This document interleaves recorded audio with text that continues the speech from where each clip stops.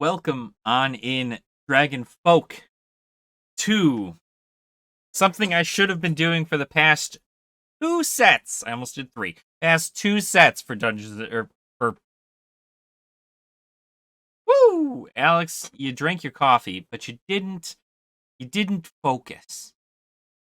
What did it even matter? We are doing spoiler stuff for uh the new Magic the Gathering set. I've wanted to do stuff like this for Strixhaven, and I wanted to do stuff like this for the Adventures in the Forgotten Realms.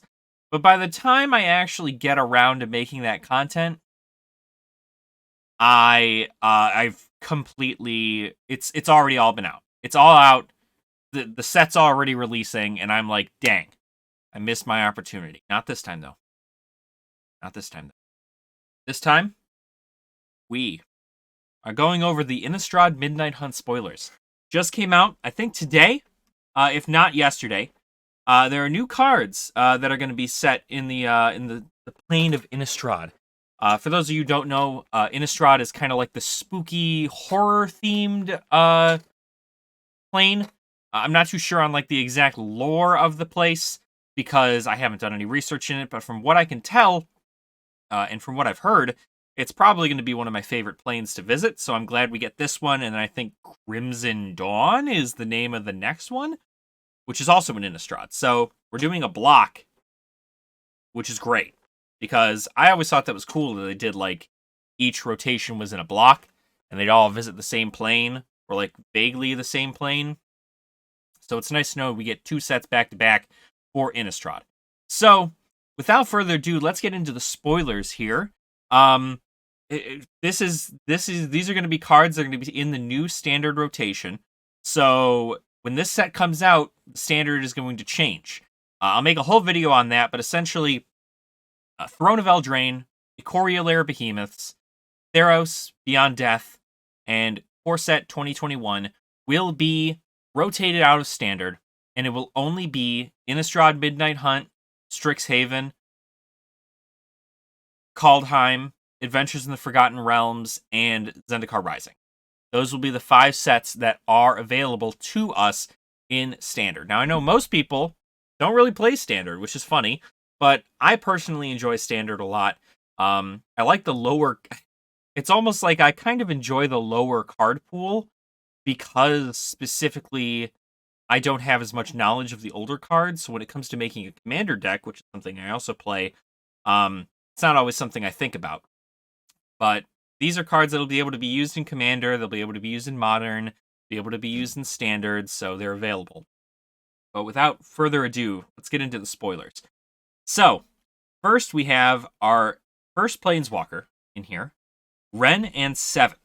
Now, I've heard talk that there's a card called Wrenn and 6. I don't know too much about it specifically.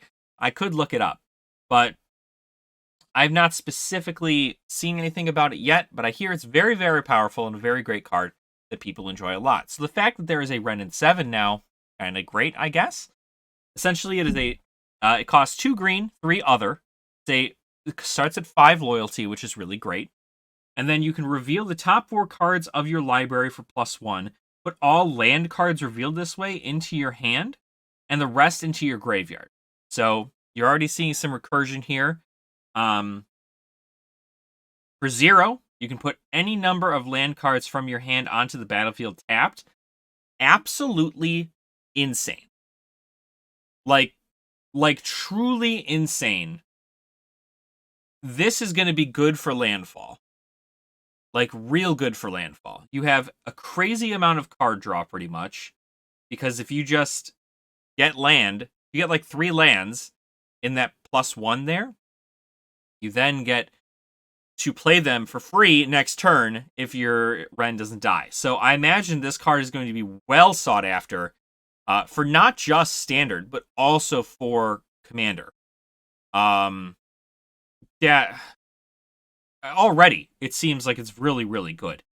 For -3, you can create a green Treefolk creature token with Reach, and this creature's power and toughness are each equal to the number of lands you control. Okay. Very strong. For -3, you essentially get to get a Multavi, except it's only for lands you control. I think there's another one. There's another card that came in the AC structure deck. I can't remember the name of it off the top of my head, but cards like that are nuts, and especially for -3. And then for -8, you can return all permanent cards from your graveyard to your hand. You get an emblem with you have no maximum hand size for -8. So that's kind of neat as a -8. Being able to essentially take your whole graveyard and put it into your hand. That's really well, all permanent, so you can't get like sorceries or instants. But enchantments, artifacts, creatures, land. You can get land back to your hand for -8, and you get an emblem that says you have no hand size, which means you get to keep all that. So very cool.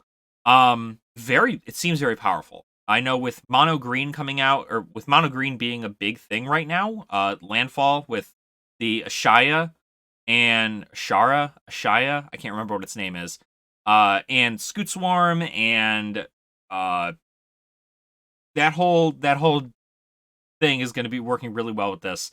Not to mention all the other landfall commander decks and modern decks. This is going to be necessary to play it for sure. Because even just being able to play any number of land cards from your hand onto the battlefield tapped, disgusting. And it's only cost 5. So, frankly, very good. I expect that card's going to go up in price a lot. Like, a lot. That's going to be something sought after. Big and green. You already want ramp in green. That's ramp. That's free ramp. Pretty crazy. Okay, we'll move on to the next one now that we're done gushing over Ren. The next one is Play with Fire. Costs 1 red. It's an instant. Play with Fire deals 2 damage to any target. If a player is dealt damage this way, scry 1. So, shock with an extra effect. If you use it against a player, you get to scry, but if you don't use it against a player, you don't get to scry, but it still does 2 damage. 2 damage for 1 red mana. It's shock. That's not bad. It's a better shock. I'd rather run this over shock, but it is nice. So, very good. Very good. Really can't complain about red. Infernal Grasp. Black, 1 other. An instant. Destroy target creature, you lose 2 life. Absolutely crazy. Absolutely crazy. For 2. It's an instant. You can destroy target creature, and all you do is lose 2 life. You can destroy that tree folk that Ren summons, or literally anything that's like a 17/17, or some crazy card that is like buffing the entirety of your board. It just costs you 2 life and 2 mana. That's great. More removal for black. It's gonna happen, but that is really, really good. Definitely another fun card, and it's an uncommon. Both these are uncommons, so you're gonna know they're gonna be good and pulled often. I don't know how well they're gonna do in the market, but probably very well, considering I'm sure a lot of people are going to be opening the set. Innistrad is a favorite set amongst a lot of players, from what I see. So, a lot of people are probably going to be opening the set, feeling nostalgic about a lot of the things in there, so that's nice. Alright, the next 3 cards we have Consider, which is a 1 blue. You look at the top card of your library, you may put that card into your graveyard, or draw a card. So, and then you draw a card. This is opt, I think, because technically that's scrying. Oh, well, no, I'm sorry. That's not scrying. This is, what's that word? Delve? No? I can't remember what the keyword is, but essentially that's it. You get to either leave it on top or put it in your graveyard. And then you get to draw that card. So it essentially lets you draw a card for free. You get to see what card it is. And if it's something you don't want, or if it's something you want in the graveyard, you can sack it to the grave, pop it, and then draw a new card and hope it's something better. Not bad. Can't really complain about that. It's good blue. It's an instant, so it's going to probably be used pretty well in Azorius Magecraft, I think, is a big thing right now still. So that's really great to play. And it's a common, so can't go wrong. Then you have a rare Champion of the Parish for 1 black. It's a 1/1. Whenever another zombie enters the battlefield under your control, put a +1/+1 counter on Champion of the Parrot. I knew Undead was going to be great, absolutely great, when we saw all the support it got in Adventures in the Forgotten Realm. But this right here just goes to show that there's going to be more and more support for Undead. And that being a rare, a 1/1 black rare, that card's going to go very well in the Skeletal Swarm and Golgari. Or whatever 3-color edition you want to put in there. But mainly, I want to say it's going to be Golgari for sure that you're going to want to play these things. So that's nice. Very good card. I have no qualms with that. Very good card. All right. This next one here is one blue. It's Triskaidekaphile. I'm going to assume I said that right. Triskaidekaphile. You have no maximum hand size. It's a human wizard, 1/3. So, an okay drop for 2. You have no maximum hand size, which is great because Mordekainen's stuff is big on hand size, and just having no maximum hand size is nice, especially if you're going to get to draw. At the beginning of your upkeep, if you have exactly 13 cards in your hand, you win the game. I truly don't know how long something like that is going to stay on the board. I like the idea of giving you a win rate, a win thing, right? Like having a win rate, but 13 cards is not difficult to get to.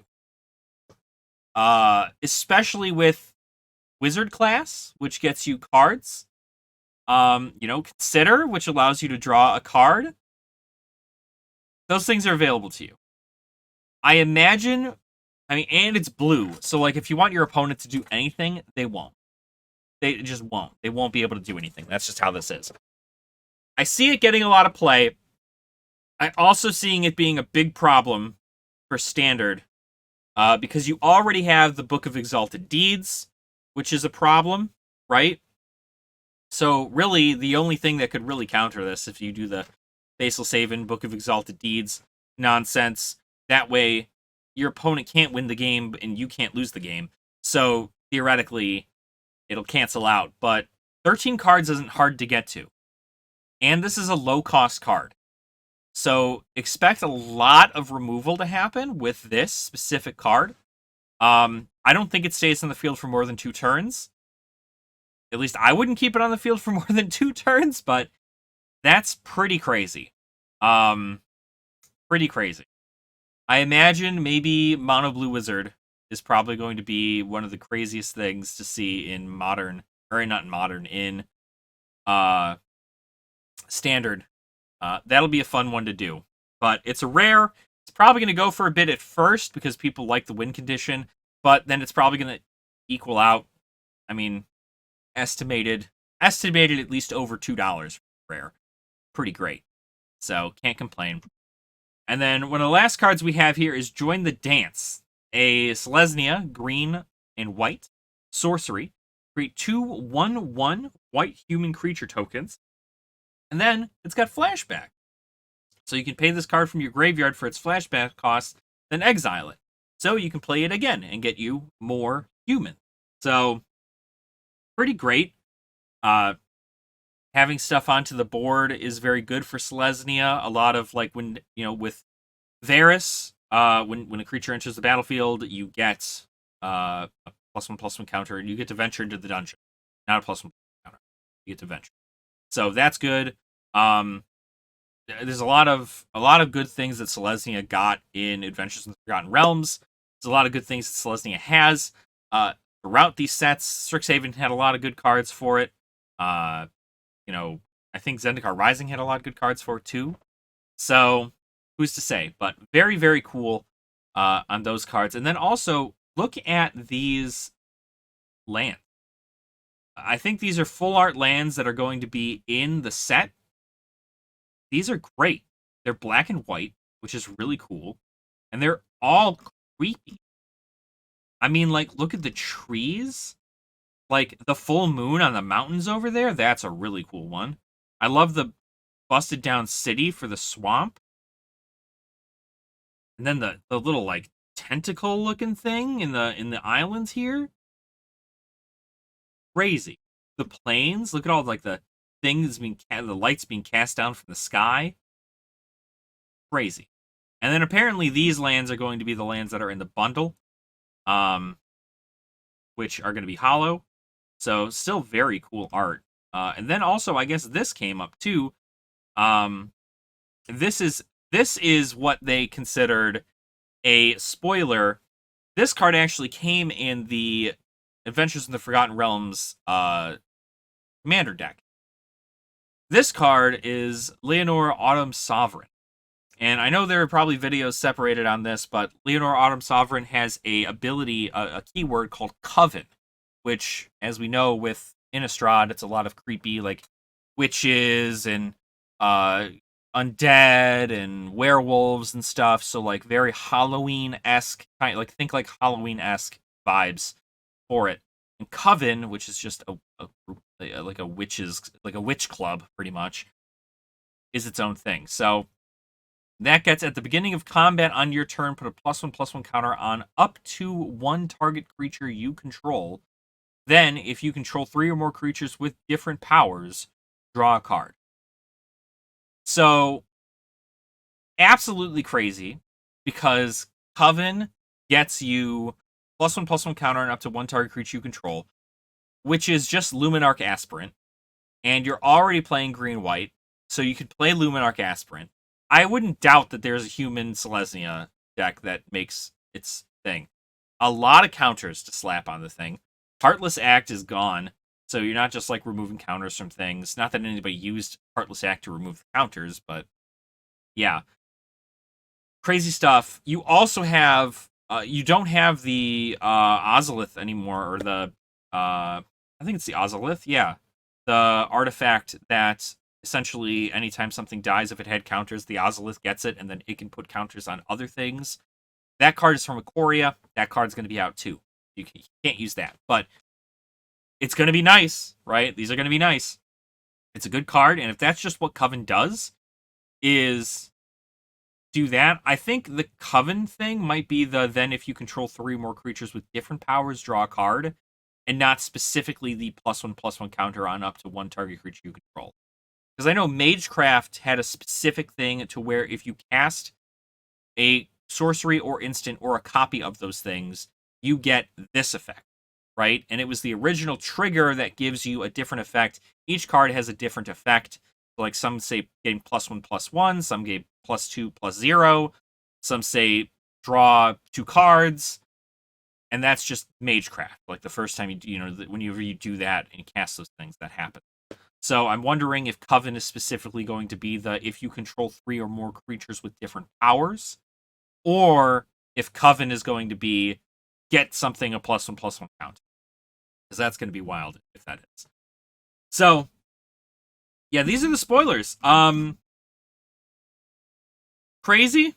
If I were to say anything out of here I'd like, I want to see how this Kydecophile is going to work out well in sets. I want to get Ren, because Ren would be great in Golgari. We could play Ren and champion and this in there. Loth, Ren, probably the two planeswalkers I'd keep in that set, unless of course they come out with a crazy undead planeswalker, which I'm sure they will. We obviously just saw this stuff. But Loth has been very, very good in black, and she does a lot of work. And her whole thing is when something dies, she gets loyalty counters, so the whole point of your zombies are to die and then get resurrected with undead magics, right? Kind of concept, but we'll see. Blue, of course, as always, is looking super powerful with practically a weird delve opt, and then you have 13. If you have 13 cards in your hand, you win the game at the beginning of your upkeep. So you can literally end your turn with 12, not have your opponent do anything. The end of your turn, use the mana ability, draw a card, and then at your upkeep, you have 13, you win. Absolutely crazy. Definitely going to see play. I expect that to be it's almost like the Exodia play, right? I love Exodia plays because it gets around like, oh, my whole point of this deck is not to get your life total down to 0. It's to win, it's to have the card that says you win the game tell you to win the game. So I expect there to be a lot of that. It's nice that it's a rare too and not a mythic, so it's going to be kind of easier to pull. It's great. Yeah, fantastic cards. I mean, I'm excited for what comes with Innistrad Midnight Hunt. I'm excited to see what else they have available to us. I'm excited to see what kind of crazy things will happen in this set. But yeah, tell me what you guys are gonna play, right? Tell me what you guys are gonna play in the comments down below. I'd love to know what you're gonna play because I like getting ideas for things. I like knowing what people are gonna play. If you're gonna play aggro, if you're gonna play control, if you're gonna play, crazy life gain or something like let me know what you're gonna play because I love bouncing ideas off people. I'm hoping to get a hold of a good amount of these cards in Arena. Will I be able to get them in paper? Probably when I get more money. But for right now, I love the set. I think the set looks really good so far. The power is crazy. I know a lot of people were complaining about the power level in Forgotten Realms. There's no way they should complain about the power level in Innistrad because this is disgusting to me, right? But this is somebody who has maybe like very average knowledge of Magic the Gathering, as opposed to somebody who like knows a lot about the Golden Age and the Silver Age era stuff of Magic the Gathering. I know that stuff was powerful too. So that's gonna be it. That's gonna be it for our spoilers. I'll try to keep you guys updated as we continue on and we find more stuff about these spoilers. But yeah, just let me know in the comments what you guys are gonna play, because I already think I know what I'm gonna play. But we're gonna see. Right now, I gotta go check TCG Player to see if any of the cards went up in price. I'm sure a lot of them. So, thank you so much for watching. Appreciate your support. Please make sure to like the video and also just gently tap that subscribe button. No need to smash it. No need to punch it. No need to call it bad names. Treat it with care. And then also, treat yourself with care by drinking your water, eating your vegetables, and don't be a dick. Like Ren. Ren's gonna be a dick. And I'll see you guys in the next episode. Alright. Nerd out.